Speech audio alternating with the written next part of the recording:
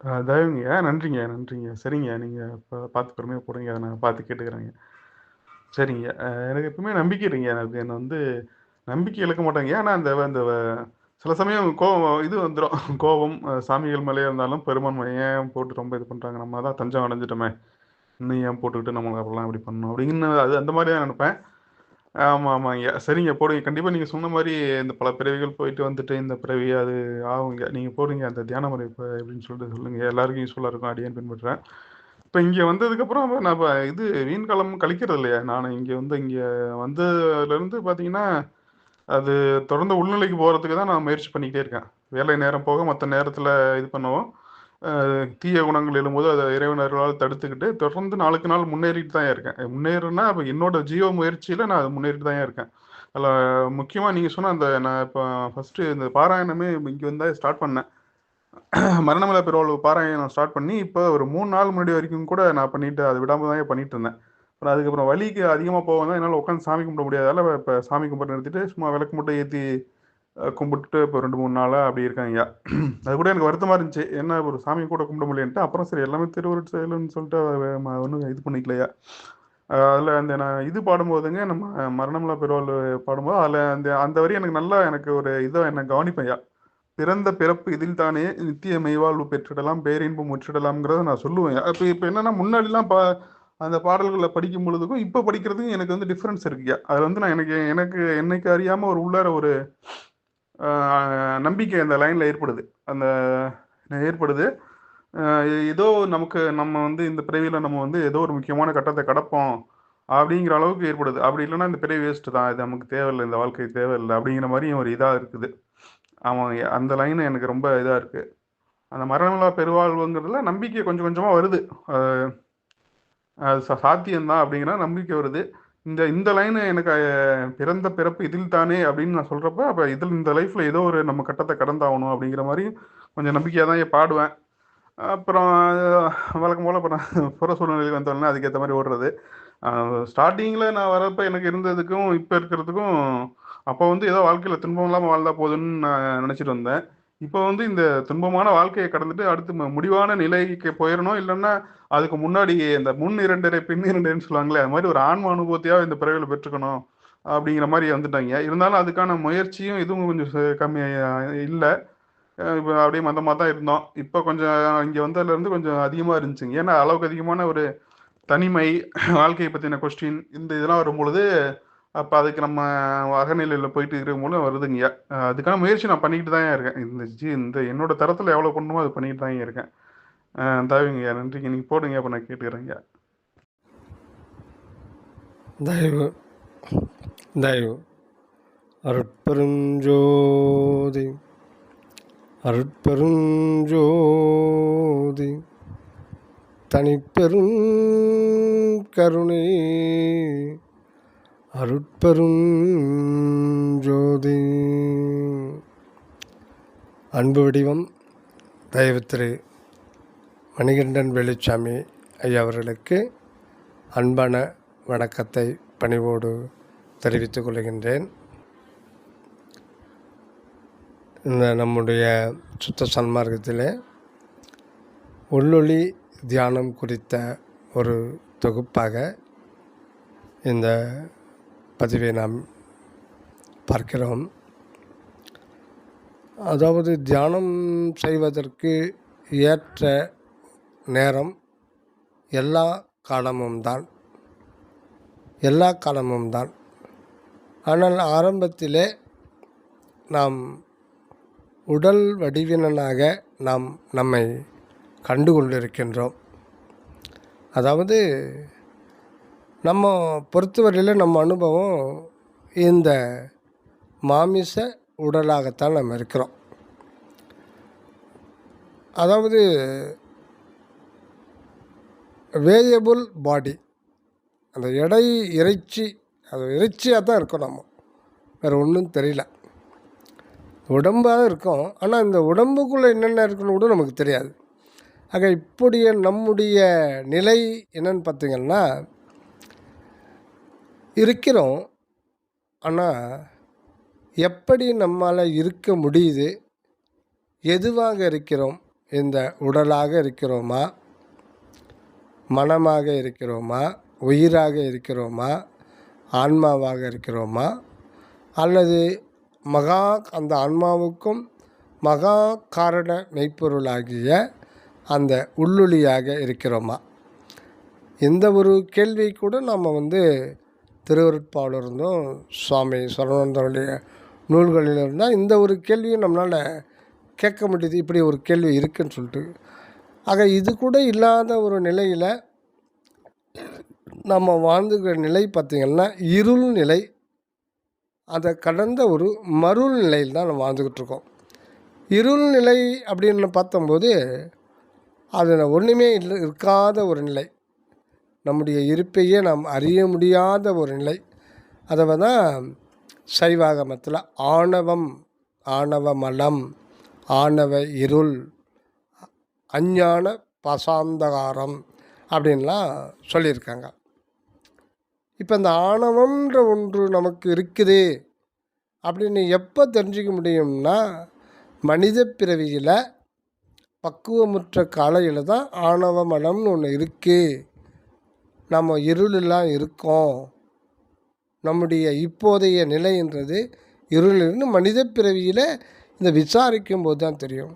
இப்போது அந்த ஆணவ மனம் ஒன்று நமக்கு இருக்குது அப்படின்னு எப்படி தெரிஞ்சுக்கிறதுன்னா, அதை அன்றாட வாழ்க்கையிலேயே நம்ம தெரிஞ்சுக்கிறோம். எப்படின்னா விழிப்பு, கனவு, உறக்கம். இந்த உறக்க நிலையில் தான் நம்ம இல்லாமல் போகிறோம், சூன்யமாகி போகிறோம். நம்முடைய இந்த விழிப்பு நிலையிலையும் கனவு நிலையிலும் அனுபவத்தோடு இருக்கிறோம். இந்த அனுபவம்ன்றது உண்மையில் பார்த்திங்கன்னா நமக்கு புறத்திலிருந்து தான் சேருது. அது உண்மையான அனுபவம் கிடையாது. இந்த விழிப்பு, கனவு, உறக்கம்லாம் உண்மையில் அனுபவம் என்று அதை சொல்லவே முடியாது. உண்மையான அனுபவம்ன்றது எதுன்னா அது ஏக அனுபவம். தன்னுடைய இருப்பை தான் அறிந்து கொள்வது தான் உண்மையான ஒரு அனுபவம்.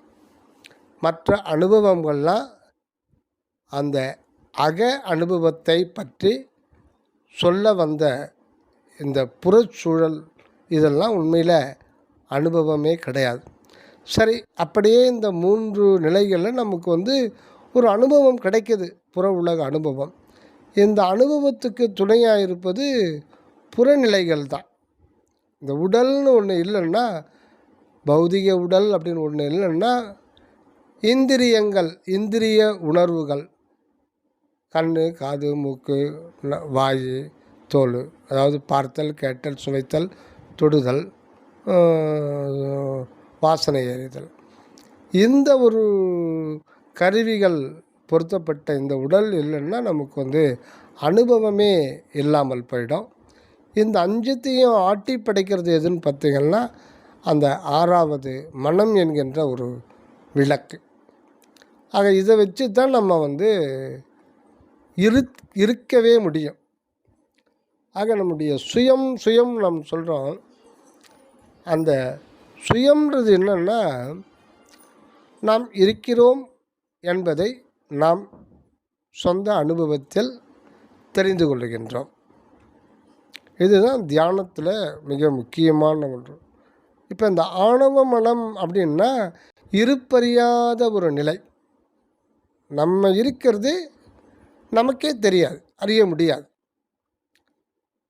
அதுதான் உறக்கம். ஆழ்ந்த உறக்கத்தில் நாம் காணாமல் போகிறோம். எங்கு, எப்படி, ஏன், எதற்காக நாம் இல்லாமல் போகிறோம் அதுவும் தெரியாது. இதுதான் தூக்கத்தில் ஒன்றுமில்லாத சர்வசூன்யமாகி போகிறது. எல்லாமே நம்மை பொறுத்தவரையில் எதுவுமே இல்லை அப்படின்ற உணர்வும் கூட இல்லாமல் இருக்கிறோம். திரும்ப அந்த சுழுத்தி நிலையிலிருந்து, அதாவது ஆழ்ந்த உறக்கிலிருந்து விழிப்பு நிலைக்கு வருகின்ற அந்த இன்பிட்வீன் டைம், அதாவது ஃபியூ செகண்ட்ஸ், சில வினாடிகள் நமக்கு சுகானுபவம் ஏற்பட்டு போகுது. அதான் வந்து நான் நிம்மதியாக தூங்குறேன்னு எப்போ சொல்கிறோம்னா, அது தூங்கும் போதில் எந்த அனுபவம் கிடையாது. நான் நிம்மதியாக தூங்குறேன்றது அந்த அந்த நிலையிலிருந்து வெளியில் இருட்டறையிலிருந்து அந்த கொஞ்சம் வெளிச்சத்துக்கு வருகின்ற அந்த உணர்வு நிலையில் தான் வந்து நமக்கு வந்து அந்த சுகானுபவம் ஏற்படுது. காரணம், நம்ம அது ஒரு புதிய பிறப்பு தான். அது ஒரு புதிய பிறப்பு. ஏன்னா இதுகாரம் இல்லாமல் போயிருக்கும். இல்லாமல் போன அந்த பீரியட் பார்த்திங்கன்னா அது உண்மையில் கண்டுபிடிக்க முடியாது. நம்ம புறத்தில் ஒரு டைமை பார்த்து நம்ம 8 மணி நேரம் தூங்கியிருக்கோம், நம்ம எவ்வளோ நேரம் தூங்கியிருக்கோம் அப்படின்னு நம்ம பார்க்கணும்னா டைமை பார்த்து தான் தெரிஞ்சுக்கணும். 10 நிமிஷம் ஆனாலும் சரி, 10 மணி நேரம் சரி ஆனாலும் சரி, அந்த இடத்துல காலம், இடம், தூரம் என்பது உண்மையில் இல்லை. அந்த இடம் தான் உண்மையான இடம். ஆக புறத்தில் நம்ம பார்த்து தான் நம்ம இவ்வளோ நேரம் தூங்கணும் அப்படின்னு சொல்லிட்டு நம்ம தெரிஞ்சுக்கிறோம். ஆக நம்ம இருக்க வருவதும் இல்லாமல் போவதும் அன்றாட வாழ்க்கையில் நிகழ்ந்து கொண்டு இருக்கிற ஒன்று தான். ஆனால் அதை நாம் கவனிக்காமல் விட்டு விடுகிறோம். அப்போ அதை கவனிக்கும் பொழுது தான் இல்லாமல் போகின்ற அந்த நிலை தான் இருள் நிலை. ஏன் இருள் நிலைன்னா, நம்ம இல்லாமல் போகிறோம், பட்டு அங்கே அந்த இல்லாமல் போகின்ற அந்த சூன்யத்துக்கு உள்ள ஒரு பொருள் இருக்கிறது. அதுதான் மெய்ப்பொருள், அன்பு, சத்துவம் என்கின்ற அணுவுக்கு அணுவாய் இருக்கின்ற ஒன்று. அது வந்து சதா காலமும் அது சுத்த சிவ சாக்கிராதீத நிலையில் இருந்து கொண்டு இந்த பிரபஞ்சத்தை முழுதையும் இயங்கிக் கொண்டும் இருக்கிறது. ஆக அது வந்து எப்பொழுதுமே உறங்காது, அனாதி காலமாகவே அந்த நிலையில் தான் இருக்குது. அது ஏகநிலை. அதுதான் நம்மளை வந்து இருக்கச் செய்வதும் இல்லாமல் போக செய்வதும் அதனுடைய இது. இப்போ இந்த முறையில் தான் நமக்கு நம்முடைய இருத்தலை வந்து பிரகாசிக்க செய்கின்றது. ஆக இந்த ஒரு உண்மையை வந்து நம் மனதில் நல்ல திடமாக நம்ம தெரிஞ்சுக்கணும். ஆக இருக்கிறேன் அப்படின்ற ஒரு வார்த்தையை, உள்ளேன், இருக்கிறேன், இதை இன்னொருத்தருக்கு சொல்லும்போது தான் இருக்கிறேன் அப்படின்றோம், உள்ளேன் அப்படின்றோம் வார்த்தையை சொல்கிறோம். ஆனால் நமக்கு நாம் சொல்லும்போது அது நான் அப்படின்ற ஒரு நிலையில் அது விளங்குது.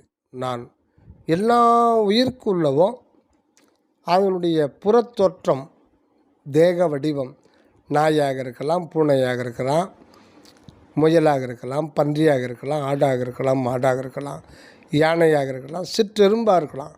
ஆனால் அது உள்ள நிலையில் வந்து அந்த மெய்ப்பொருள் தான், அந்த உள் ஒளி தான், அக மையத்தில் இருக்கிற அந்த உள்ளொளி தான் ஒவ்வொரு பிசிக்கல் பாடிக்குள்ளவும் தலைக்கு நடுவில் நிராதார நிலையில் தன்னையே நானாக்கி நான் என்கின்ற வண்ணத்தில் அதுவே தான் விளங்குது.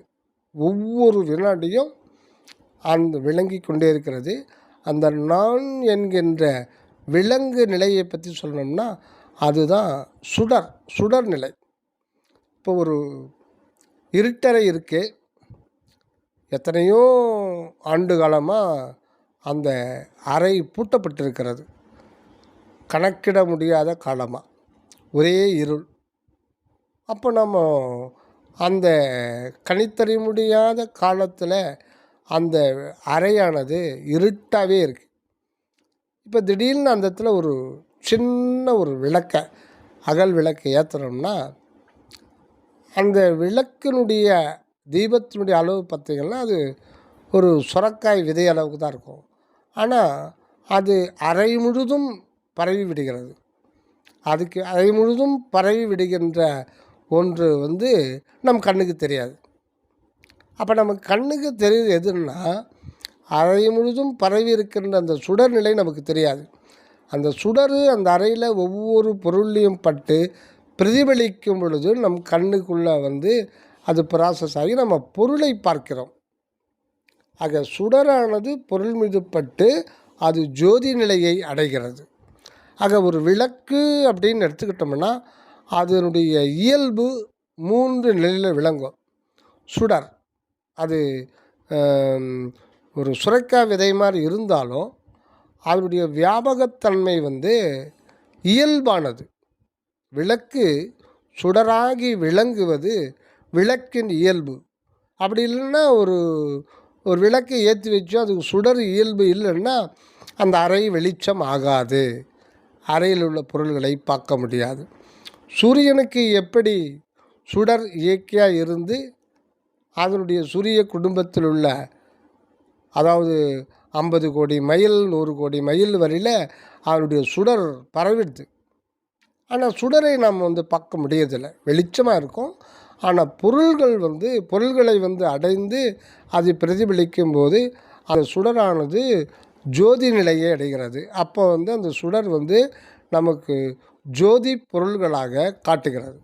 ஒரு பொருள் நமக்கு தெரியுதுக்கு காரணம் எதுன்னா அந்த சுடர் என்ற ஒன்று அது மேல் பட்டு அதனுடைய வண்ணத்தையும் வடிவத்தையும் அதனுடைய இருக்கின்ற தூரத்தையும் கூட நமக்கு உணர்த்தி விடுகிறது. ஆக அந்த அருள் என்பது என்னன்னா அது ஒரு விளக்கு வரை, அது சர்வ சதா காலமும் ஏற்றப்படாத விளக்கு, அனாதியாய் உள்ள விளக்கு. அது அருள் உணர்வு என்கின்ற அது ஒரு தனிப்பெருங்கருணை வெளிதான். அதுதான் அருட்பெரு வெளி.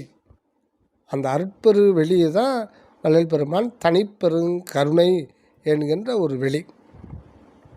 அதுதான் கடவுளுடைய தன்மை. அந்த கடவுளுடைய தன்மைக்கு அதீதத்தில் இருப்பது அன்பு என்கின்ற தத்துவம் அல்லது சத்துவம். அது இல்லாமல் தன்மை மட்டும் தனியாக விளங்க முடியாது. ஆக அன்பும் அதனுடைய தன்மை அருளும் சேர்ந்து தான் நம் தலைக்கு நடுவில் அருள் விளக்காக இருக்கிறது. விளக்குன்னா நம்ம ஒரு தீப விளக்குன்னு நாம் நினச்சக்கூடாது. அந்த இடத்துல அது அருவ நிலையில் தான் இருக்குது. அதுவும் அணுவுக்கு அணுவாக இருக்கிற ஒரு புள்ளி, மிகச்சிறிய ஒரு புள்ளி தான். இப்போ இந்த நிலைக்கு பற்றி தெரிஞ்சுக்கிறது தான் ஒரு தியானம். இப்போ இந்த கருத்துக்களை நாம் மனதிலே நன்றாக பதிய செய்து கொள்ள வேண்டும் தியானம் செய்வதற்கு முன்பு. இதெல்லாம் தெரிந்து கொள்ளாமல் தியானம் பண்ணோம்னா அது நமக்கு எதுவுமே ஒரு அனுபவம் இல்லாமல் போய் நமக்கு அது போர் அடிக்க ஆரம்பிச்சிடும், ஒரு வெறிச்சோடி கிடக்கும், எந்த அனுபவம் இல்லாமல். அதனால் இந்த ஒரு உண்மையை நாம் வள்ளல் பெருமான் சுவாமி சரவணன் அவர் சொல்லுகின்ற அந்த உண்மையை அவங்களுடைய அனுபவத்தை எழுத்து மூலம் சொல் மூலம் நமக்கு உபாய ஞானமாகத்தான் அது வருகிறது. ஆக அதை அனுபவப்படுத்த வேண்டியது நம்முடைய ஒவ்வொருவருடைய தனி மனிதனுடைய முயற்சி தான். அந்த வழிகாட்டுதலை நாம் பெற்றுக்கொள்ளுகின்றோம். சரியான வழிகாட்டுதல் இல்லை என்றால் நாம் உள்ளே போக முடியாது. ஆனாலும் அதுக்கப்புறம் நம்முடைய முயற்சி தான் மிக முக்கியமானது. அந்த முயற்சிக்கு திருவருள் நிச்சயமாக உடனிருந்து உதவி செய்யும். சரிங்க, இப்போது அந்த ஆணவ இருளிலிருந்து நம்ம விடுபடணும். இப்போ நம்மளை அணுவளவுக்கு விழிப்பு நிலையில் அதிலிருந்து விடுவித்து உள்ளார். இது ஒரு செயற்கையான ஒரு விழிப்பு நிலை தான். இன்னும் ஆன்மா விழிப்பு நிலையை அடையவில்லை. அது உறக்க நிலையில் ஆழ்ந்த ஒரு உறக்க நிலை, அது ஒரு சூன்ய நிலையில் தான் இன்னுமே அப்படி தான் இருக்குது. இப்போ அதை எழுப்பிடணும். அதுக்கு பேர் தான் வள்ளல் பெருமான் செத்தார் எழுதல் அப்படின்றார். செத்தாரை எழுப்புகின்ற திண்மையை பெற்றேன், இறந்தவர் எழுக என்று எண்ணியாங் எழுப்பிட அறந்துணை எனக்கருள் அற்புறஞ்சோதி. செத்தவர் எழுகன செப்பியாங் எழுப்பிட அத்திரல் எனக்கருள் அற்புறஞ்சோதி. ஆக இறைவன் தான் உள்ளொளி தான் நம்மளை எழுப்ப போகுது. அது நம்ம தெரிஞ்சுக்கணும். சரி, நம்ம பங்குக்கு நாம் செய்ய வேண்டிய முயற்சியை அந்த ஜீவனோடு சேர்த்து தான் இறைவன் நம்மளை இந்த பூமிக்கு அனுப்பிச்சிருக்காரு. அந்த ஜீவனாக இருப்பதும் அந்த ஜீவனுக்கு உரிய முயற்சியாக இருப்பது கூட ஆண்டவருடையது தான்.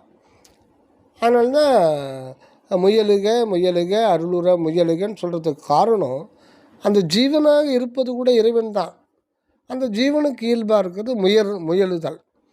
இந்த இன்பமாக இருக்க வேண்டும்ன்ற முயற்சி தான் ஒவ்வொரு உயிருக்கும் இருக்கும்.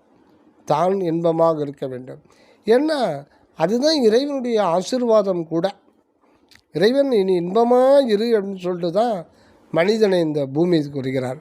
ஆனால் நம்ம அது எது உண்மையான இன்பம் அப்படின்னு தெரியாமல் தான் இந்த மாயையில் மாட்டிக்கிட்டு முழிச்சுக்கிட்டு இருக்கோம். ஆக இதில் கொஞ்சம் சில இந்த ப்ராசஸில் வச்சு தான் அந்த உண்மையான சுகத்தை, உண்மையான இன்பானுபவத்தை நமக்கு ஆண்டவர் தர உள்ளார். ஆக நம்ம தியானத்தை தொடங்கிறதுக்கு நாம் ஏற்கனவே 3-4 படிகளை வள்ளல் பெருமான் சொல்லியுள்ளதை நாம் ஏற்கனவே நமது குழுவில் பதிவு செய்கிறோம். வள்ளல் பெருமான் அந்த மேட்டுக்குப்பத்தில் தான் வழிபட்டு வந்த தனது அறையில் இருந்த திருவிளக்கை வெளியில் வைக்கிறாங்க பொதுமக்கள் வழிபாட்டுக்காக. அப்போ இருந்த காலகட்டத்தில் மக்களுக்கு ஒன்றும் புரியாது. அதுதான் உண்மை. இது சுவாமிகள் பல இடத்துல சொல்லுவார். சுவாமிகள் காலத்தில் இருந்த ரொம்ப நெருங்கிய ஒரு அணுக்க தொண்டர்கள் கூட வள்ளல் பெருமான் உலகம் கண்டிராத ஒரு சத்திய ஞானி என்பதை உணர்ந்திருந்தார்களே ஒழிய, அந்த சுத்த சன்மார்க்கம் என்பதும் அது அணகநெறி என்பதும் அது குறித்த ஒரு தெளிவு ஏற்படாமல் தான் இருந்தாங்க. அதற்குரிய பக்குவம், பரிணாம வளர்ச்சி அப்போ அந்த காலத்தில் இல்லாமல் தான் இருந்தது. அதனால தான் வள்ளல் பெருமான் என்னோடு உடன் எழுவார் உங்களில் யார் ஒருவரேனும் தேறிலர் அப்படின்னு ஒட்டுமொத்த எல்லா சிடர்களையும் பார்த்து சொல்கிறாங்க. அப்போது அதற்கான ஒரு வழிமுறையை சுத்த சன்மார்க்கத்தினுடைய அந்த சத்விசார தியான முறையை நம்ம திண்டுக்கல் சுவாமி அவருடைய நூல்களில் பார்க்கலாம். இப்போ வள்ளல் பெருமான் அந்த வெளியில் மக்களுக்கு வழிபாட்டுக்கு வச்சு இந்த தீப முன்னிலையில் ஆண்டவர் விளங்குகின்றபடியால் இந்த தீபத்தில் தெய்வ பாவனை செய்து வாருங்கள் அப்படின்னு சொல்கிறார்.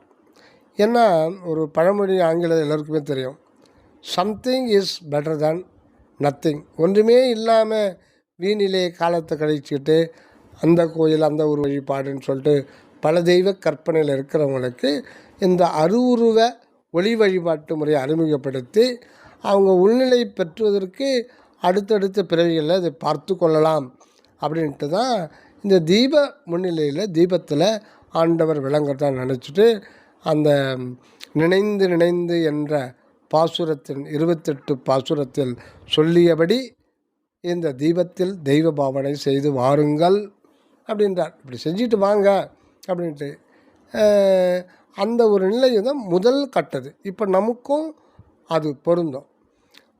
அந்த முதல் கட்டத்தில் முதல்ல நம்ம மனதை ஒரு தீபச்சுடரில் ஆண்டவர் எழுந்தருளிக்கிறதா பாவனை பண்ணி நம்முடைய மனதை எங்கும் அலைய விடாமல், அசைய விடாமல், இகலோக சிந்தனை ஏதும் இல்லாமல், இகலோக லட்சியம் ஏதும் இல்லாமல் தெய்வத்தினுடைய பெருமையை ஊன்றி பார்த்து அவரை போற்றி துதித்து வர வேண்டும் அந்த தீபத்துக்கு முன்னிலை.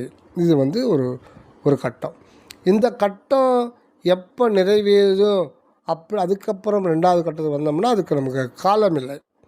இது ஒரு 5 அல்லது 10 நிமிடங்கள் செய்தாலே போதுமானது. மனம் உடனே ஒரு நிலைக்கு வந்துடும். அதுக்கடுத்தது அந்த வெளியில் பார்த்த அந்த தீப ஒளி வடிவத்தை நம்ம புருவ மத்திக்கு உள்ளற, புருவ மத்தி அப்படின்னா அது சூக்கும தேக அனுபவம் தான். அதாவது பொட்டு வைக்கிற இடம், 2 புருவங்களுக்கு மத்தியில் நம்ம பொட்டு வைக்கிறோம். தாய்மார்கள் தான் அங்கே பொட்டு வைக்கிறாங்க. அதாவது மூக்கினுடைய மேல் பகுதி நுனி, அதாவது 2 புருவங்களுக்கு இடைப்பட்ட ஒரு பாயிண்ட்டு. அதுக்குள்ளே ஒரு 1.5 அங்குலம் அளவுக்கு அந்த இடத்துல தான் ஒரு நரம்பு ஒன்று இருக்கின்றார், மிக நுண்ணிய ஒரு நரம்பு. அது தூண்டப்படணும். அந்த இடம் வந்து சூக்கும தேக அனுபவம் தான். அங்கே நம்ம மனதை வந்து அங்கே உள்ள வச்சு இந்த தீப வடிவத்தை, ஒளி வடிவத்தை அங்கே உள்ள மனதால் பாவனை செய்து பார்க்க வேண்டும்.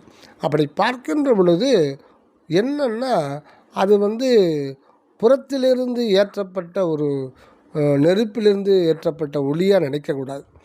இறைவன் வந்து தனிப்பெரும் கருணை என்கின்ற உணர்வின், அதாவது ஆண்டவருக்கு திருமேனி எது, நம் உள் விளங்குகின்ற அந்த அருட்பெருஞ்சோதி ஆண்டவருக்கு உடம்பு, அவருக்கு அந்த ஞான உடம்பு, அது எதனால் ஆனதுன்னா அவருடைய தன்மை தான் அவருக்கு உடம்பாக இருக்குது. அவருடைய தன்மைன்றது என்ன?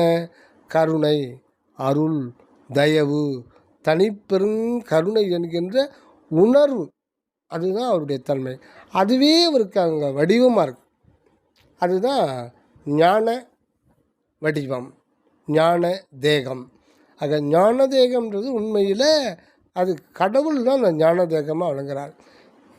ஏகா அநேகா எழிற் பொதுவில் வாழ் ஞான தேகா கதவை திற அப்படின்னு சொல்கிறோம். கதவை திறன்னா அந்த ஞான தேக, அந்த ஞான தேகமே தான் கடவுளுடைய அறிவு, அவருடைய தன்மை, அதனுடைய தன்மையாகிய திருவருள், தனிப்பெரும் கருணை வெளி, அதுதான் அவருக்கு திருமேனியாக இருக்கிறது. அது அருவம், அது ஒரு ஸ்பேஸ் தான்.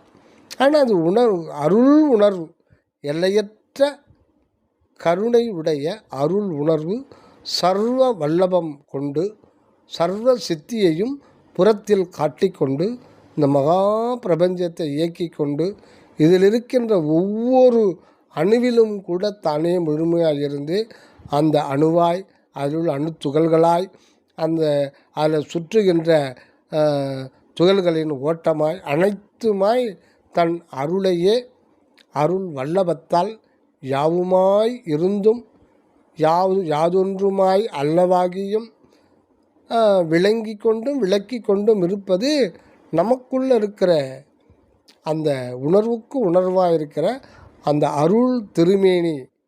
அதை நம்ம அந்த நிலையை நம்ம உணர முடியாத ஒரு நிலை இருக்கிறனால ஒரு தீப வெளிச்சமாக, ஒரு சுடர் வண்ணமாக நம்ம கற்பனை பண்ணுறோம். கற்பனை பண்ணும்போது இந்த அவருடைய நிலை எப்படிப்பட்டது? இப்போ கடவுள் இருக்கிறாருன்னா அவர் என்ன இதில் இருக்காருன்னா அந்த தனிப்பெரும் கருணை என்கின்ற ஒரு உணர்வாக இருக்கார். அப்போ இதை பற்றி நினைக்கலாம். இப்போ மனதை இந்த ஒரு நிலைக்கு அதை கொண்டு வரணும். இப்போ இருக்கிறாருன்னா, கடவுள் இருக்காருன்னா எப்படி இருக்கிறாரு அப்படின்லாம், அவர் இப்போ இருக்காரு நமக்குள்ள அந்த ஒளிச்சுடராக இருக்கிறாருன்னா அவர் என்ன உணர்வில் இருக்கிறாரு, அந்த உணர்வு தான் அவருக்கு தேகமாக இருக்குது. ஆனால் உண்மையில் அது வந்து அருவ நிலையில் தான் அது விளங்குது. இருந்தாலும் நமக்கு மனம் வந்து தற்போதைக்கு உடலே நான் என்ற ஒரு உணர்வில் இருந்து மீண்டு வரணும்னா ஒரு பிடிமானம் வேணும். அந்த பிடிமானம் வேண்டிக்கிறதுக்காக தான் நம்ம ஒரு அருவுருவ தீப ஒளியாக நம்ம பாவிக்கிறோம்.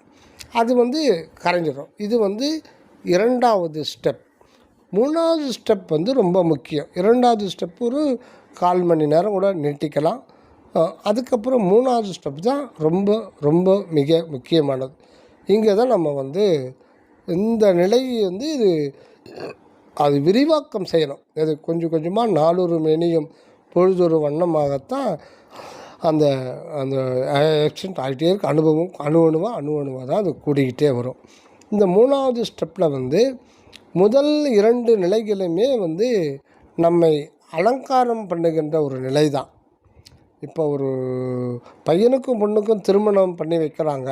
மணமகளுக்கும் மணமகள்னால் அவங்களுக்கு தனித்தனி அறை இருக்கும். மணமகன் அறை, மணமகள் அறை. அதில் அலங்காரம் பண்ணி அதுக்கப்புறம் கூட்டு வந்து தான் தாலி கட்டுறாங்க, எல்லாத்தையும் செய்கிறாங்க. அந்த மாதிரி முதல்ல சொல்லப்பட்ட 2 பூர்வ மத்திய தியானம், அதாவது ஆக்கினை பீடம், அங்கே வந்து நம்ம வந்து அலங்காரம் பண்ணுறோம். அதாவது நம்ம தயார்படுத்துகின்றோம்.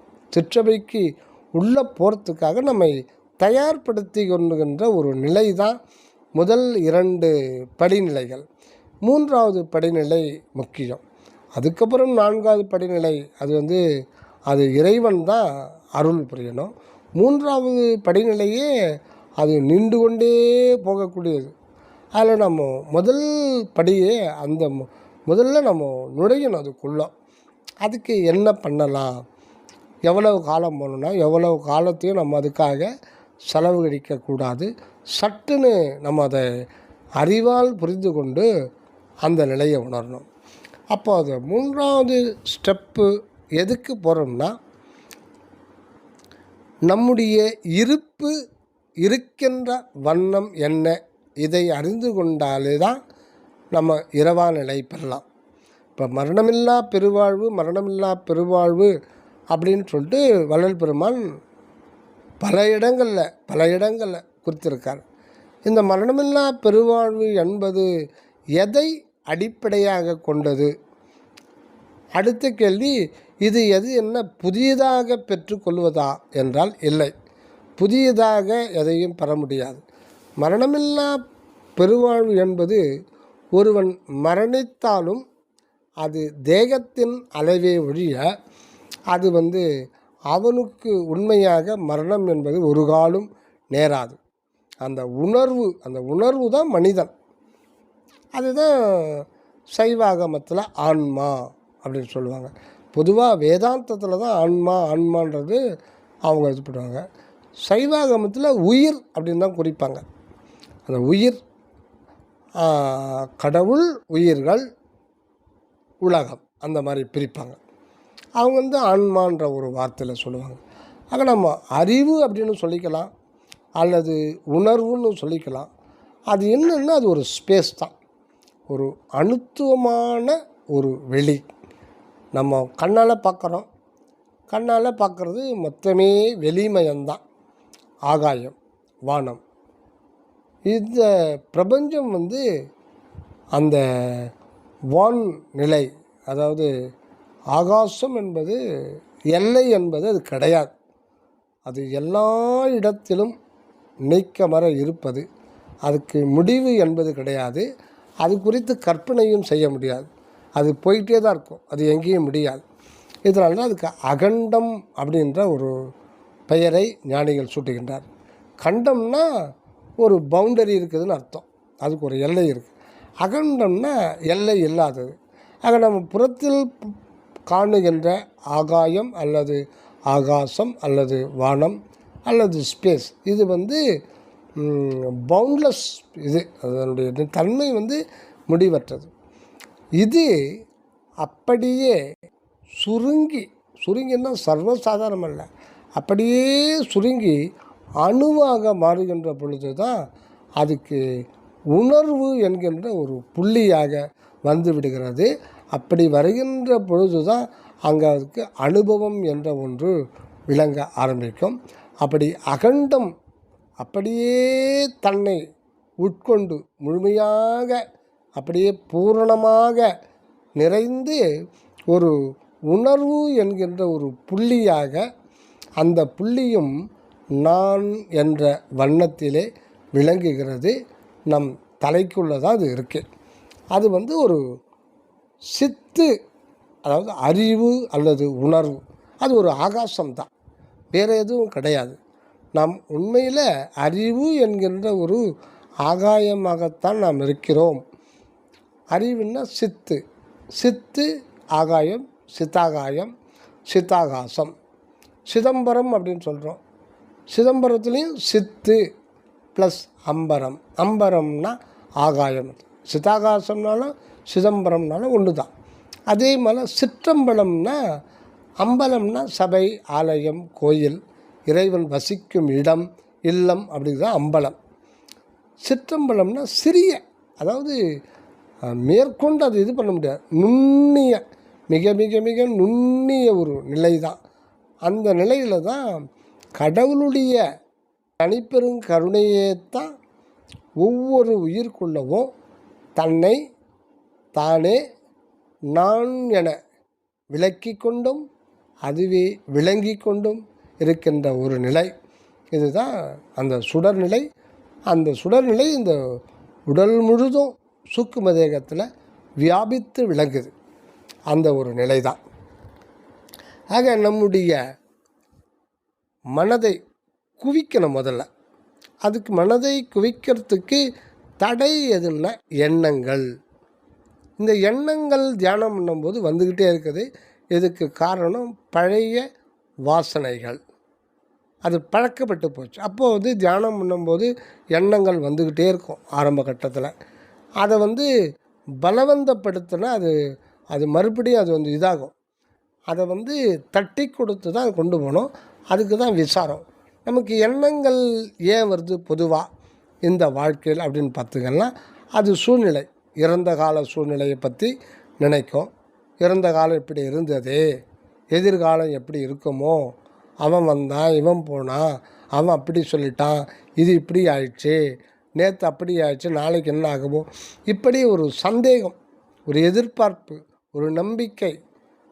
இந்த இதெல்லாம் வேணும்னா இந்த புற உலக வாழ்க்கை தான் சதம் அப்படின்னு நாம் நினைக்கிறதுனால அதை நம் சுதந்திரத்தினால் மாற்றிக்கொள்ள முடியும் அப்படின்னு நினைக்கிறதுனாலையும், இறைவன் இதற்கு அருள் புரிவார் ஒரு நம்பிக்கை வைக்கிறது, இது எல்லாம் ஒரு கலவையாகி அது ஒவ்வொரு வினாடியும் புதிய எண்ணங்கள் தோன்றுவதும், பின்பு அது ஒடுங்குவதும், வேறொரு புதிய எண்ணங்கள் வருவதும், அதுவே ஒரு பிறப்பு இறப்பு நிலை தான்.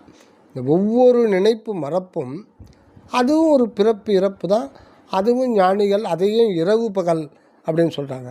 ஆக இந்த இரவு பகல் அற்ற நிலைன்றது எண்ணங்களே உதிக்கக்கூடாது.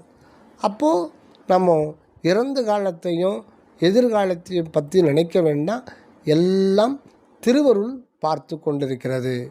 இறந்த காலத்தை நமக்கு அளித்ததும் அந்த திருவருள் தான். இனி நிகழ்ந்து கொண்டிருக்கின்ற காலம், வரப்போகிற எதிர்காலம், ஒவ்வொரு நொடியும் நம்ம என்ன அனுபவத்தை கொடுக்கணுமோ அதுக்கு தக்க சூழ்நிலையை கொடுத்து ஒவ்வொரு வினாடியும் நமக்கு கண்காணித்து கொண்டிருப்பது திருவருள்தான் என்கின்ற அசைக்க முடியாத சங்கற்பத்தில் வந்துவிட்டால் இந்த எண்ணங்கள் அப்படின்றது கொஞ்சம் கொஞ்சமாக அப்படி குறைஞ்சிக்கிட்டே வரும். நம்ம எல்லாத்துக்குமே அகத்தில் இருக்கின்ற உள்ளொளியை அந்த நம்பிக்கைன்றது கிடையாது. அந்த உள்ளொளி தான் அனைத்துமாய் இருக்கிறது. அடுத்த வினாடி நமக்கு என்ன நேரப்போகிறது என்பதை அந்த உள்ளொளி தான் நமக்கு வருவித்து வழங்குகிறது. அப்படின்றதுல அசைக்க முடியாத நம்பிக்கை வரும். அந்த நம்பிக்கையை குலைப்பதற்கு புறச்சூழ்நிலைகள் வேறு விதமாக வரும். அந்த நம்பிக்கையை குலைக்கும். அதுதான் மாயாசக்தி. அதனால் அதுக்கு இடம் கொடுக்காது. நாளைக்கு நிகழப்போகிறது ஒவ்வொரு வினாடி கூட திருவருளால் தான் நடக்குது. நடந்து முடிந்ததும் திருவருள் சம்மதம்.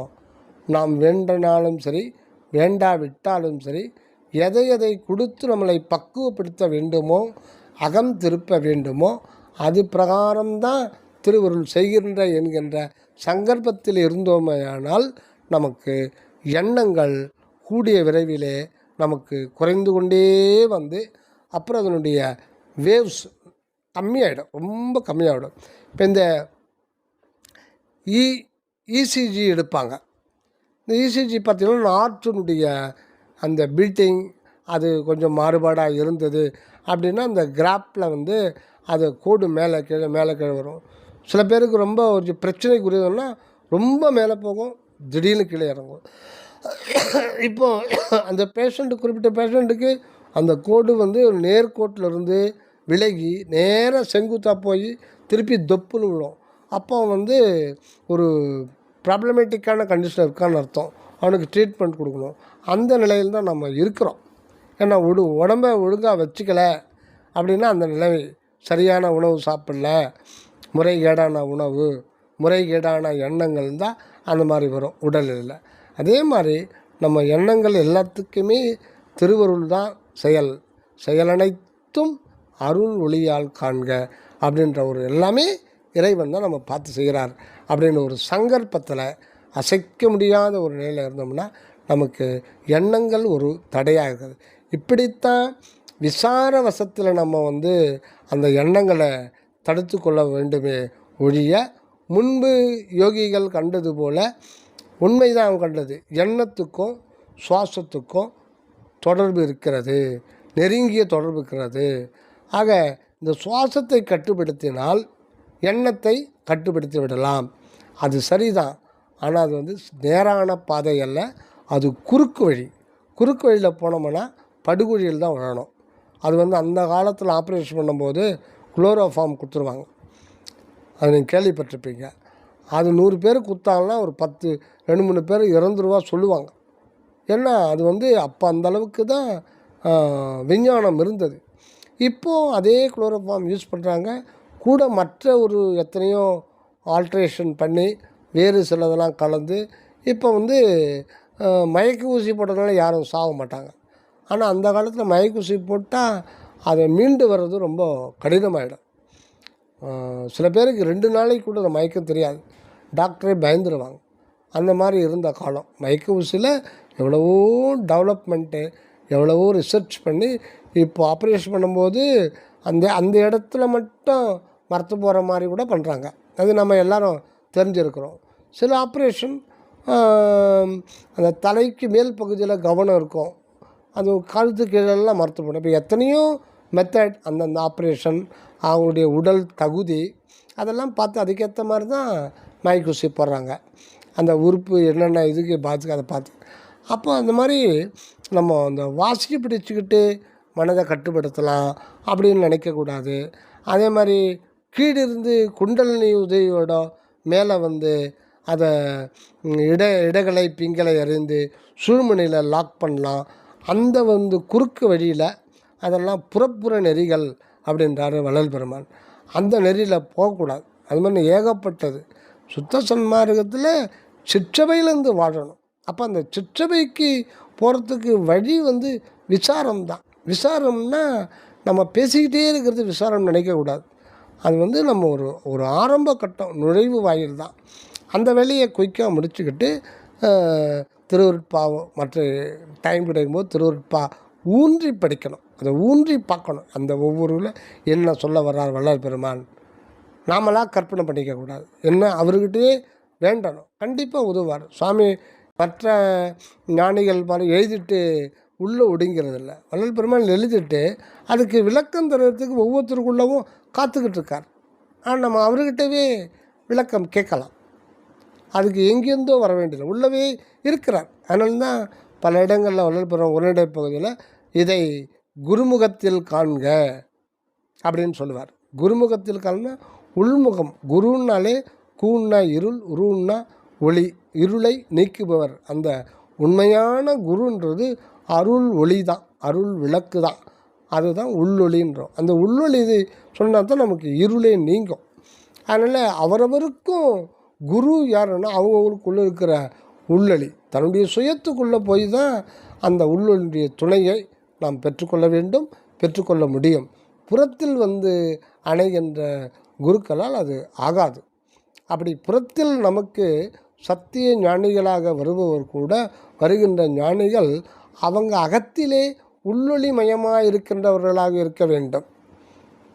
அப்படி இருக்கின்றவர்கள் தான் நமது திரு அருட்பிரகாச வள்ளல் பெருமானும் சுவாமி சரவணந்தா அவர்களும். அவங்க வந்து தேகநிலை, மனநிலை, ஜீவநிலை, ஆன்ம நிலையிலும் கடந்து அந்த ஒன்றான ஏக அனுபவத்தில் தான் போய் அதுவாக நிலைத்து விட்டவர்கள். அவர்களுக்கு வந்து வர்ற வாசகம் பார்த்திங்கன்னா நேரடியாக அருளே கொடுக்கும், மற்றவங்க பொருள் கிடையாது. அது வந்து நமக்கு தானாக வரும், அது வந்து அவங்களே ஆட்கொள்ளுவாங்க. அவங்க அப்படியே தான் நமக்கு வந்து திருவருட்பாவும் அதுக்குரிய விளக்கம் திண்டுக்கல்லும் நமக்கு கிடைக்குது. ஆக இப்போ நம்ம அந்த 3வது கட்டத்துக்கு போகும்போது ஊக்கமாக, கவனமாக, ஜாக்கிரதையாக எண்ணத்தை கவனிக்கணும். அப்படின்னா அந்த இருக்கிறேன் இருக்கிறேன் இருக்கிறேன் அப்படின்ற உணர்வு, அது உணர்வு என்றாலே அது உள்ளே இருப்பது தான், அது வெளியில் தோற்றப்பட மாட்டாது. உணர்வு என்பது கடவுள் அனுபவத்தை,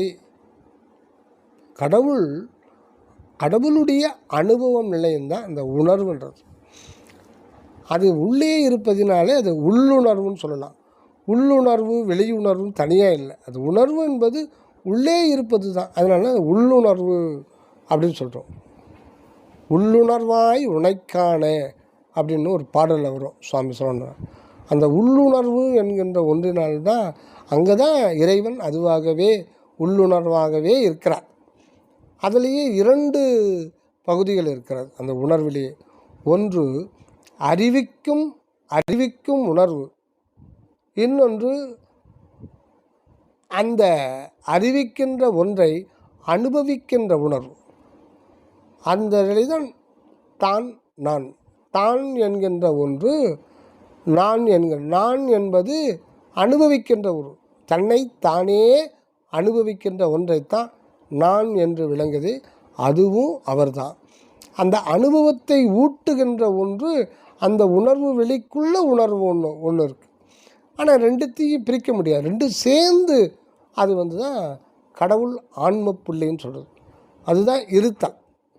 ஆக மரணமில்லா பெருவாழ்வு அப்படின்றது அதனுடைய எதை ஆதாரமாக கொண்டது என்றால் இருத்தல். அந்த இருத்தல் ஒவ்வொருத்தருக்கும் தனித்தனியாக அவர்களுக்கு மட்டும்தான் அனுபவமாகும். மற்றவர்கள் இன்னொருத்தருடைய இருப்பை உணர முடியாது.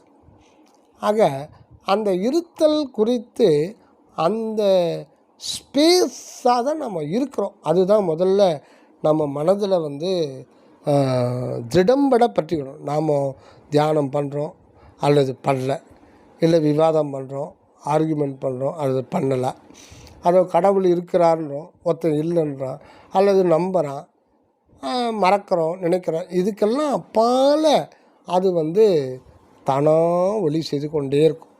அது இருந்து கொண்டே இருக்கும் சதா காலம், ஒவ்வொரு நொடியும். அது அனாதி காலமாக. ஆக இருத்தல் என்கின்ற அந்த உணர்வு நான் என்ற வண்ணமாய் நமக்கு தானாக அது அனுபவப்பட்டு கொண்டே இருக்கும். அதை தான் அருள் விளக்கு.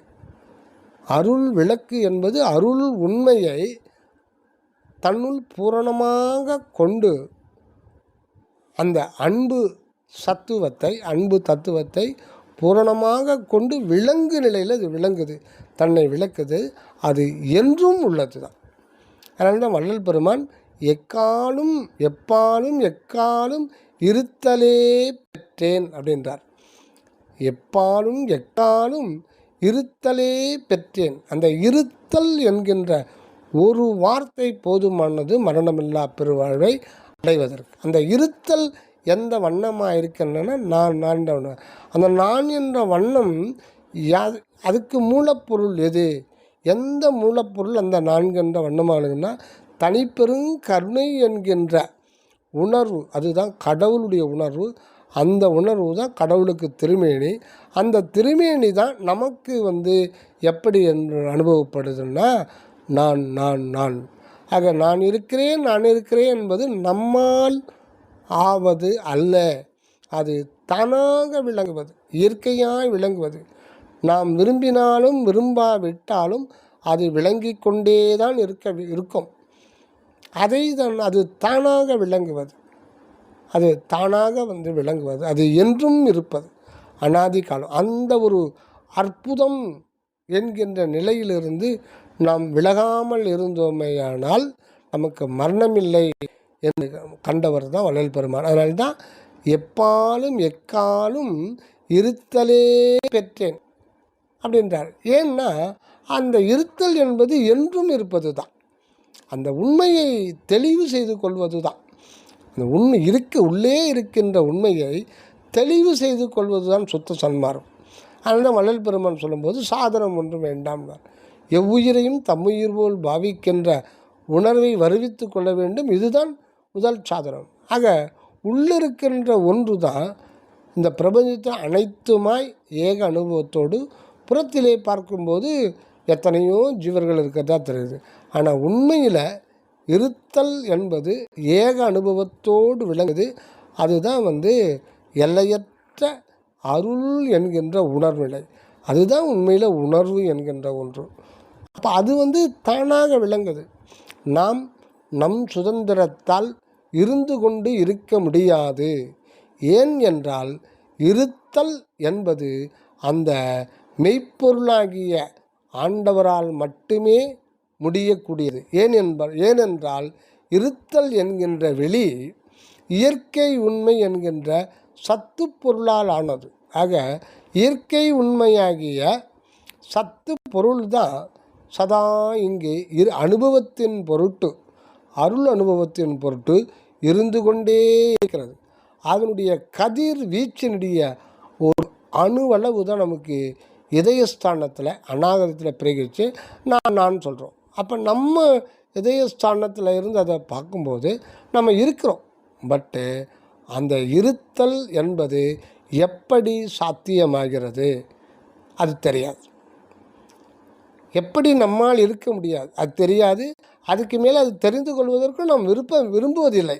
நம்ம இருக்கிறோம், நாக்கில் வாயில் லட்டு வச்சா இன்றைக்கி இது அவ்வளோதான், இன்பமாக இருக்குது. அந்த இருப்பானது இன்ப இருப்பாக மாறிவிடுகிறது. அது போதுமே, வேறு என்ன இருக்குது அப்படின்னு நாம் நினச்சிடறோம். அதுக்கப்புறம் நம்ம போவதே இல்லை. நான் இருக்கிறேன் ஒரு நாள் இல்லாமல் போகிறோம். காரணம், இப்பொழுது இந்த நொடியில் என்னால் எப்படி இருக்க முடிகிறது? போன பிறகு எங்கேருந்துன்னு தெரியல, நமக்கு தெரியல. ஆனால் அதனால் நாம் முன்னாடி எதுவும் இல்லை அப்படின்னு நாம் நினைக்கிறோம். அப்படி இல்லாத ஒன்று திடீரென்று வந்து இருக்க முடியாது. ஏனென்றால் இருத்தல் என்கின்ற அந்த உணர்வு அனுபவ புள்ளியானது ஆக்கப்படுவதோ அழிக்கப்படுவதோ அல்ல.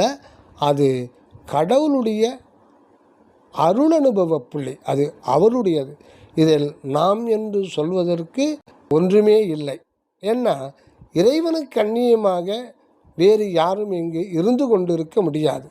அன்பு என்கின்ற கடவுள் தத்துவம் தான் தன்னை இங்கு இருத்தல், இருக்கிறேன் என்று விளங்க செய்து கொண்டிருக்கிறது.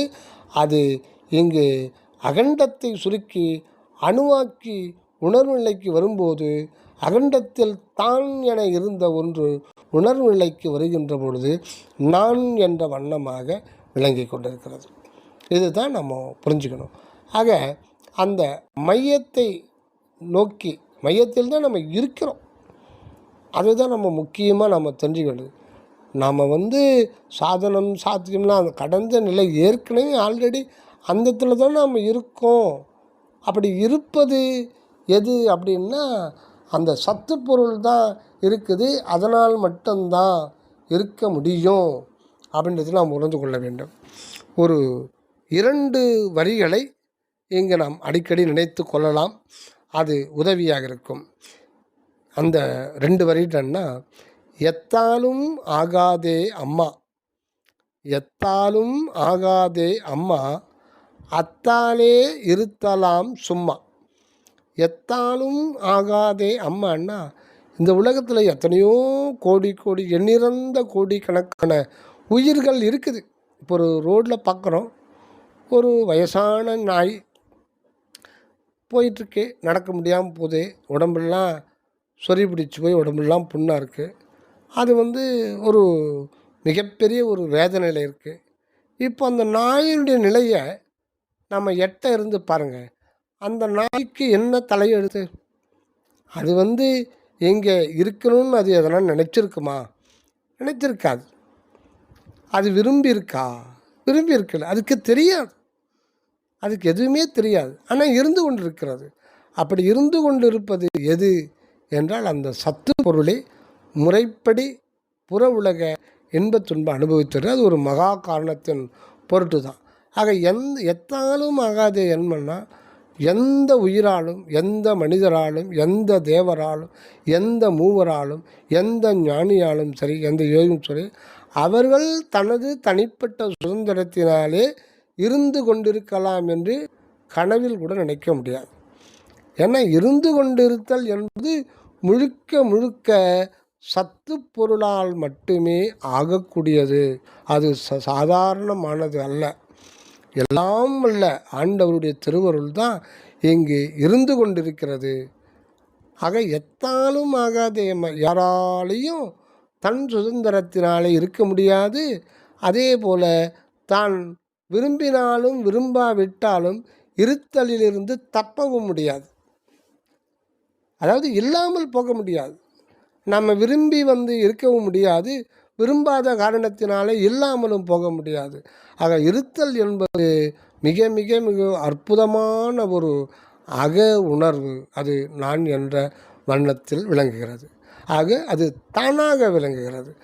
அது அப்படி விளங்குவது அந்த சத்து பொருள் தன்னுடைய முழுமையை அப்படியே இங்கே அருள் அனுபவத்திற்காக உணர்வு நிலையில் சதா அருட்சுடராக விளங்கி கொண்டிருக்கிறது நம் தலை நடுவில்.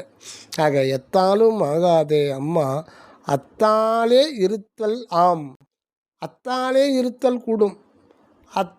அத்து அப்படின்னா அது என்பது தான் அத்தாலேன்றது. அதாலே அது முழுக்க முழுக்க அதுதான் தன் சுதந்திரத்தினால் இங்கு நான் என்ற வண்ணத்தில் இவனாகவும் விளங்கி கொண்டிருக்கிறது. ஆக அத்தாலே இருத்தல் ஆம். இருத்தல் கூடும், அதனால்தான் முடியும். கூடும், அதனால்தான் முடிகிறது. சும்மா நமக்குன்னு ஒன்று நம்ம இருக்கிறது கூட நம்முடைய வேலை இல்லை. அது ஆண்டவருடைய தொடர் நிகழ்ச்சி, திருநடன நிகழ்ச்சி தான் இயற்கை விளக்கம் சொல்கிறோம். ஆக இயற்கை உண்மை இயற்கை விளக்க நிலைக்கு வருதுன்னா அதை தான் நம்ம இறைவனுடைய திருநடனம், இடையறா திருநடன நிகழ்ச்சியால் உண்மையை விளக்கம் செய்கின்றார். உண்மையை தான் என்று சொல்லுவோமேயானால் அது விளங்குகின்ற பொழுது அது நான் என்ற வண்ணத்தில் விளங்குகிறது. அந்த நான் என்பதை நான் என்று நாம் நினைப்பது தான் அந்த இருள் நிலை. அதை உற்று பார்க்க பார்க்க பார்க்க நான் என்று விளங்குவது அதுவே தவிர நம் சுதந்திரத்தினால் நம்மை நான் என்ற வண்ணத்தில் விளக்க முடியாது. அப்படி விளக்க முடியும், இப்பொழுது அப்படி விளக்க முடியும், இப்பொழுது அது சாத்தியம் என்றால் அது எப்பொழுதும் சாத்தியமாகுமே. ஏன் எப்பொழுதும் சாத்தியக்கூடாது? ஆக சாதாரண மனிதன் கூட தன் சுதந்திரத்தினால் அவன் இருக்கிறான்.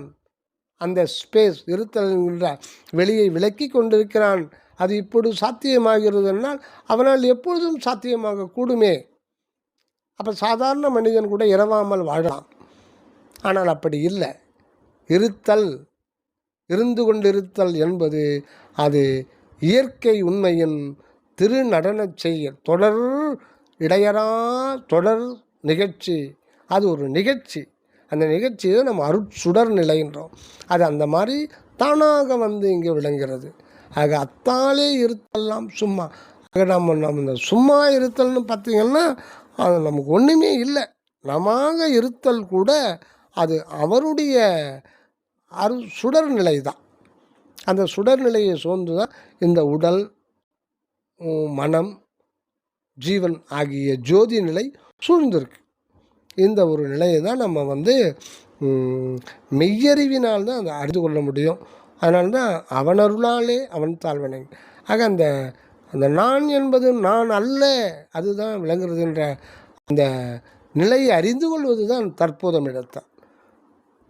ஆக நான் எனது ரெண்டுமே அவருடையது. அதை ஆங்கிலத்தில் சொல்லணும்னா பீயிங்னஸ் அண்டு இட்ஸ் என்லெஸ் எக்ஸ்பீரியன்ஸ். இந்த அனுபவம் வாழ்வுன்றதுக்கு இறைவனுக்கு முடிவே இல்லாது. அந்த உணர்வு என்பது சர்வசதாகாலம் அனுபவத்தோடே இருக்கும். அந்த ஒரு நிலை தான். அதனால் நாம் விரும்பினாலும் விரும்பாவிட்டாலும் இருந்து கொண்டு தான் இருக்க வேண்டும். காரணம், இருந்து கொண்டு இருத்தல் என்பது முழுக்க முழுக்க அந்த இயற்கை உண்மையாகிய சத்து பொருள்தான் தன்னை அப்படி விளங்க செய்வதனால உண்மையில் நான் இருக்கிறேன் என்று அந்த இருத்தலுக்கு உரிமை கொண்டாடுவதனால்தான் நாம் இல்லாமல் போகிறோம். ஆக நம் சாவுக்கு காரணம் நாமே தான். ஆக இருத்தல் அது என்றும் இருந்து கொண்டிருத்தல். அதன் போக்கிலே விட்டுவிட்டால் அது அப்படியே என்றும் இருந்து கொண்டிருக்கும். அதன் போக்கிலே விட்டுவிடுவதற்கு தடையாக இருப்பது எது என்றால் நான் இருக்கிறேன் என்று நாம் உரிமை கொண்டாடுவது. அதுதான் மருள் நிலை, அந்த ஒரு நிலை. ஆக நம் அந்த உணர்வை நோக்க அந்த நம் ஃப்ளாஷ் ஆகும். ஒரு வினாடி 2 வினாடிகள் நாம் அனாதி காலமாக என்றும் இருந்து கொண்டிருக்கின்றோம் அந்த இருந்து கொண்டிருத்தல் புதிதாக கிடையாது. அந்த ஸ்பேஸ் அது கொஞ்சம் அணுவளவு அது அனுபவமாகணும், அனுபவமாகும், அனுபவமாக வேண்டும். அது திருவருளால் சாத்தியம். அது எப்போது அல்ல, அது எதிர்காலத்தில் அல்ல, இப்போதே இந்த நேரத்திலே நாம் அணுவளவு நமக்கு உண்மையை அறிவிக்க நாம் என்றும் உள்ளவர்கள்தான் என்பது ஊர்ஜிதப்படுத்திவிடும் நம்முடைய சொந்த அனுபவத்திலே. இது ஏட்டிலே தெரிந்து கொள்வது அல்ல, நம் அகம் விளங்கும் மெய்யகத்தே விளங்கும் நூல் அகம் ஆகிய அகத்திலே, அதுதான் உண்மையான நூல் அகத்திலே தான் அது அனுபவபூர்வமாக நாம் என்றும் உள்ளவர்களே, ஒரு காலம் நாம் இல்லாமல் போக முடியாது, இல்லாத ஒன்று இங்கே வந்து இருக்க முடியாது, இப்போ வந்து இருக்கின்ற ஒன்று ஒரு காலம் இல்லாமல் போக முடியாதுன்றது நம்ம தியானம் பண்ணும்போது ஒரு ஃப்ளாஷ் ஆகும், ஒரு செகண்ட் ஃப்ளாஷ் ஆகும். அது அனுபவபூர்வமாக இருக்கும். இருந்தாலும் அந்த அந்த வண்ணத்தில் விளங்குகின்றது எதுன்னா அந்த கடவுள் திருமேனி. அந்த அருள் திருமேனியை உடனடியாக காட்ட மாட்டார். ஆனால் உள்ளே இருக்கிறது ஒருவர் என்பது நமக்கு தெளிவாக அனுபவபூர்வமாக அதை ஆண்டவரே காட்டி கொடுப்பார். ஆக இருப்பது ஒன்று, அதுவே எல்லாமா இருக்கிறது, கடவுள் மட்டும்தான் இருக்கிறார். இதை வள்ளல் பெருமான் திருவருட்பா 6ஆம் திருமுறையில் குறித்திருக்கார். அற்புதமான பாடல். இந்த பாடல் நம்ம பாடும்போது என்னமோ சொல்கிறார் போல இருக்கு, கடவுளை பற்றி நாம் நினைப்போம். இது பழைய புத்தகம், 30 வருடத்துக்கு முன்னாடி இந்த புத்தகத்தில் பார்த்திங்கன்னா திருச்சிற்றம்பல தெய்வ மணிமாலைன்னு வரும். இப்போ அதுக்கு பெயர் மாற்றம் செய்யப்பட்டுள்ளது பதிவிலக்கம். அந்த பதிவிலக்கத்தில் பாடல்களும் பார்த்திங்கன்னா 13 தான் வரும். 13 பாடல் மொத்தம். அந்த 13 என்பதே அது பொதுவானது. அந்த அருள் நிலைக்கு அது பொது. அது நமக்கும் உரிமை, கடவுளுக்கு உரிமை. அதுதான் அருள் உணர்வு நிலை. அதுதான் இருந்து கொண்டிருக்கிறது. அது நமக்கு நாம அனுபவப்படும், கடவுளுக்கு அது அந்த தனிப்பெரும் கருணை அனுபவம். 2 பேருக்கும் பொதுவாக இருக்கும். அதில் ஏன்னா அதில் நான் என்ற பகுதி, தான் என்ற பகுதி இருபாதி இருக்குது. இரண்டும் சேர்ந்து ஒன்று தான். அதனால தான் அந்த ஆன்மாவுக்கு மலர் அப்படின்னு பேர். மலர் மிசை ஏகினான் மானடி சேர்ந்தார் நிலமிசை நெடுவாழ்வார். மலரில் என்ன மலர், அதுக்கும் செலக்ட் பண்ணியிருக்காங்க. தாமரை மலர். தாமரைன்றது தாம் அறை. அதாவது இறைவன் அவர் தானாகவும் அவரே தன்னைத்தானே அனுபவிக்கிறதுக்காக நான் என்ற வண்ணத்திலும் விளங்கிறதுனால அந்த 2 பாதையும் அவர் தான். ஒன்று அனுபவத்தை ஊட்டுவது, இன்னொன்று அனுபவிப்பது. 2 பகுதிகளை கொண்ட ஒரு அருள் உணர்வு, அதுதான் அருட்ஜோதி, அந்த நிலை. ஆக இப்போ இருப்பு அது மட்டும்தான் இருக்கிறது, கடவுள் மட்டும்தான் இருக்கிறார், கடவுள் ஒருவர் மட்டும்தான் இருக்கிறார் அப்படின்றதுனா இந்த பாடல் முழுதும் கடைசி வரிகள் கடவுள் ஒருவர் உண்டே கண்டீர், கடவுள் ஒருவர் உண்டே கண்டீர்னா அந்த இடத்துல வள்ளலார் தன்னுடைய தற்போதும் போய் நான் மூழ்கி நான் போய் அதுவாக பெறுவேன் என்று அதுவாக பெற்றுக்கொண்டார். இப்போது இருப்பதை நான் அல்ல, அதுதான் இருக்கிறது, அது நான் என்ற வண்ணத்தில் விளங்குகிறது அப்படின்னு அவர் பார்க்கும்போது இப்போ அந்த இடத்துல பிறப்பும் இல்லை, இறப்பும் இல்லை, மலங்கள் இல்லை, பாசங்கள் இல்லை. நாம் என்றும் நம்மை அறியப்படாத போது கூட, அறிய முடியாது மற்ற தேகங்களில் வசித்த போது கூட நாம் அதுவாய்த்தான் இருந்து கொண்டிருக்கிறோம் அப்படின்ற உண்மையைத்தான் இந்த பதிவிலக்கத்தில் பாடுறாரு. அந்த ஒரு பாடலை மட்டும் பார்ப்போம். இயற்கையிலே பாசங்கள் ஒன்றுமிலார், குணங்கள் ஏதுமிலார், தத்துவங்கள் ஏதுமிலார், மற்றோர் செயற்கை இல்லார், பிறப்பில்லார் இறப்பில்லார், யாதும் திரிவில்லார், கலங்கமில்லார், தீமை ஒன்றுமில்லார், வியப்புற வேண்டுதல் இல்லார், வேண்டாமையில்லார், மெய்யே மெய்யாகி எங்கும் விளங்கி இன்பமயமாய் உயர்த்தகும் ஓர் சுத்த சிவானந்த சபைதனிலே ஓங்குகின்ற தனிக்கடவுள் ஒருவர் உண்டே கண்டீர். தனிக்கடவுள் ஒருவர், கடவுள் ஒருத்தர் இருக்காருன்ற அர்த்தம் இல்லை. அந்த தனிக்கடவுள், அந்த கடவுள் தனியன், அவர் மட்டும்தான் இருக்கிறார். அது இயற்கை. அன்பு என்கின்ற தத்துவம் தான் அகண்டமாய் எங்கும் என்றென்றும் இயற்கையாக இருந்து வருது. அதனால் இறைவன் தனிக்கடவுள். தனிக்கடவுள்னும் போது அவருடைய சாம்ராஜ்யத்தில் அவருக்கு எதிராக, அயலாக, வேறாக யாரும் இல்லை. அந்த உண்மையை கண்ட வள்ளல் பெருமான் தான் என்று ஒன்று இல்லையாக கண்டார்.